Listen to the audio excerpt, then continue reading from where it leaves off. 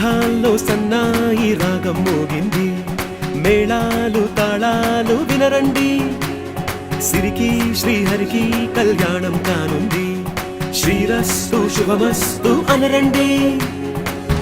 అచ్చతలు గంటో పెళ్లికి అర్థం చెప్పారంటూ, మెచ్చదగు ముచ్చట ఇది అని సాక్ష్యం చెబుతామంటూ, జనులంతా జై కొట్టేలా జరిపిస్తామండి.